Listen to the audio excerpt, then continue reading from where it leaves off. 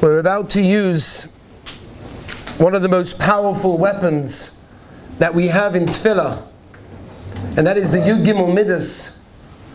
The Yud Gimel Midas, the whole Selichos, is very much centered around the Yud Gimel Midas that starting tonight, Be'ezus Hashem, Siyata Dishmaya, we're going to be continuing to say the Yud Gimel Midas again and again and again, all the way until we stand at Ne'ilah. Be'ezus Hashem. The Gemara in Rosh Hashanah Yud Zayin brings down fascinating idea. It says the Gemara that if not for the fact that the Torah would have written these Yud Gimel Mitzvahs of Rachamim of the Rabbeinu Shalom, it would have been impossible for us to say such a thing. For us to say such a thing, it would have been impossible on our own if not for the fact that the Torah told us to say it. And in fact, as the Rabbeinu Shalom told Moshe Rabbeinu, we'll get to the quote in a moment, this is what is going to save us. This is what's going to help us through this Yomim Noroyim period of time that we've already entered, Rosh Chodesh Elul, but now it starts to get a little bit heightened now by the Yemei Selichos, the Leket Yosha, Talmud of the Trumas Hadeshen. He brings down that if a person goes to Yomim Noroyim and he never said Selichos, the person just walked into Shul, Rosh Hashanah, and he walked into davening, didn't prepare, no Selichos, nothing before, the Heilige Leket Yosha. It's comparable to a person that makes an appointment with the king and is able to secure himself the key to the inner chamber where the king sits, who's able to get to the king, but he forgot one thing. Says the Leket Yosha, he forgot the key to the outer room that gets to the inner room. So yes, you walk into Rosh Hashanah and Avada, the Rabbeinu Shalom listens to all of our tefillahs, but there needs to be that preparations. There needs to be the hachana to get there, and that's tonight, starting tonight and every night until we reach Rosh Hashanah.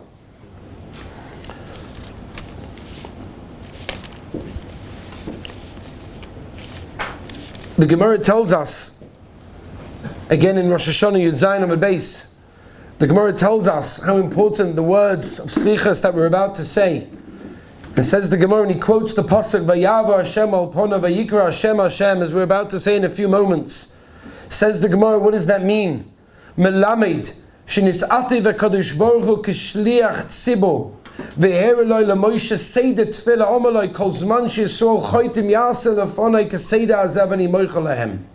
The Rabbeinu Shalom explains to us the Gemara appeared Kaviyachal as a shliach tzibur, wrapped up in a talus, and promised Moshe Rabbeinu that if Klal Yisrael would follow this procedure and say the Yud Gimel Midas that we're about to say, whatever sins they do, whatever aveiros they're holding in, they are going to have a kapara. And that's tonight, that's the beginning of tonight, Yemei Selichos, when we say the Yud Gimel Midas with so much kavanah, so much concentration. Our lives literally depend on these Yud Gimel Midas. And many people ask, how can the Gemara make such a haftacha, make such a promise? We find, unfortunately, people, and sometimes we don't have to look too far, and we look at where we're holding now, just over a week before Rosh Hashanah. How many people were here last year that are not here this year, and are not able to stay Selichos with us? How many people thought they would be here next year and they're no longer here?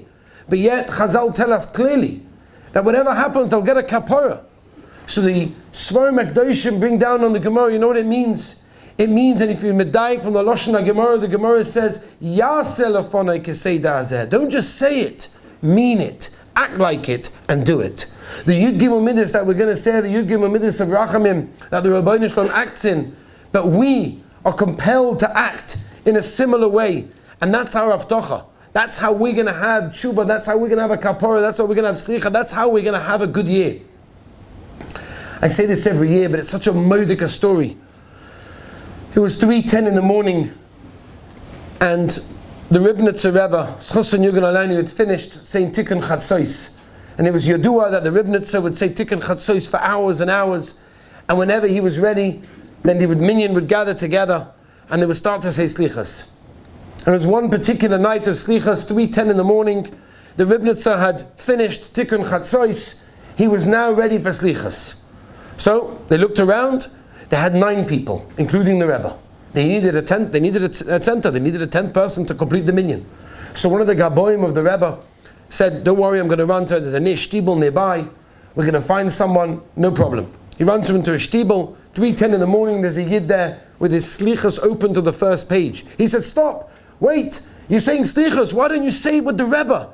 So the man says, sure, no problem. So he comes inside to complete the minyan. The Rebbe is ready to say Selichos. Puts his talis on as a malach. He looks mamish like a malach. He gets up to the Omid. He starts to say Selichos. He starts to begin.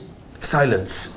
Everyone's waiting. They're realizing, okay, the kavonas of the Heilige Ribnitzer, Selichos, this is going to be unbelievable after Tikkun Chatzois. And now he's going to say Selichos. It's going to be incredible. It's going to be amazing.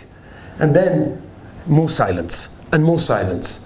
And the Rebbe looks around. He starts scanning the audience. He sees the minyan. And he asks the question, has anyone here yet said Selichos? Never said, no, Rebbe, we're waiting for you. This is what we waited up for. We haven't said Selichos yet. Has anyone said Selichos? No. The Rebbe turns around. He starts ready to get Achonis. He's about to start Ashrei. Nothing. Not a sound. Silence. And he turns around and he said, has anyone said Selichos? Everyone said, no, we've waited here for this moment. That's why we're here. And one man said, I didn't say Selichos, but I said the Ashrei. I didn't start actual Selichos, but I said Ashrei. So the Rebbe that's the pshat. We don't have a minyan of people who haven't yet said Selichos. This Yid thought, only Ashrei. What's the big deal? What did I say already? I said Ashrei. But the Fidu Ribnitzer, he was on a different madrega. It wasn't 10 people who hadn't yet said Selichos. There was 9 people because one already started. Rabbi Say, we sometimes ask ourselves the question, does it really mean anything? We don't understand the words. We don't know what's going on. It's meaningless to us, Selichos. Yeah, we understand the idea, but we don't get involved because we don't really understand it. Does the Rabbi Shem really listen? Does he really care? Does it make such a difference? The answer is yes. Every posuk, every word, every sigh, every hope, every machshava that you have to get closer to the Rabbi Shem, to do tshuva, helps tremendously and can have an amazing effect on your following year and your following life and Klal Yisrael as a whole. The Heilige Bnei Yissaschar, Megala Mukas, many of the others say a very similar idea. It's written clearly in the Bnei Yissaschar that he says that when a person reads the Yud Gimel Midas, he should think about the tzoros of Klal Yisrael. He should think about the tzoros of Klal Yisrael, and Rabbi said we don't have to look far to see the tzoros of Klal Yisrael, to see where Klal Yisrael are holding, to see how many people are lacking, whether it's a shidduch, whether it's a child, whether it's parnasa, whether it's health. There can be so many things. So the Heilige Bnei Yissaschar during Yud Gimel Midas is an opportunity that we have to be able to think and be mishtatif in the tsar of Klal Yisrael, and that will help us ultimately get closer to the Rabbeinu Shalom.